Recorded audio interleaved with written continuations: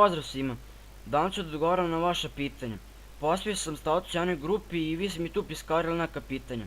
Pa hajmo da krenemo. Filip Novićević pita ko si ti, koliko suba imaš? Pa zovem se Adrian, imam 15 godina, dolazim iz Kikinde i imam približno 290 subscribera.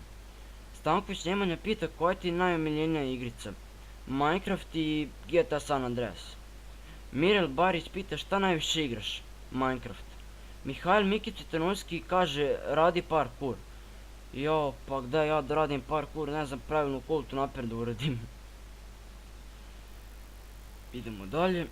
Miloš Petković Petko pita ko je tvoj idol youtubera? Pa ja nemam neki idol na YouTubeu, ali najviše volim da gledam Serbijana, Nugata i Huahvija. Balša Bojić pita na koju nogu ustaješ? Pa, kako da ti kažem, ali ja nemam noge. Nikita Šibul pita koliko košta pašteta ako napolju pada kiša, a jabuke koštaju 80 dinara kila. Pa, zavisi od proizvođača paštete. Armin Karjašević pita koji je tvoj cilj na YouTubeu? Pa, moj cilj na YouTubeu je da zabavim ostali, a da sebe usrećim. Darko Racko pita da li ćeš snimati Sky Wars i Hunger Games? Naravno. Andreja Bot pita ko ćeš snimati još nešto osim Minecrafta? Da, ali još uvijek ne znam šta će to biti. Aleksandar Rajković pita šta ste rekli drugovi kad si počeo da snimaš? Pa nisu mi ništa rekli, ali ni ne znaju da snimam.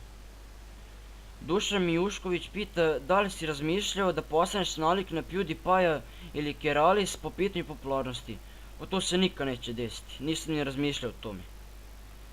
I to je bilo to što se tiče ove epizode, hvala svima što ste slali ova pitanja, bit će još epizodi iz ovog serijala, vidimo u sljedećoj epizodi, ćao! Ui!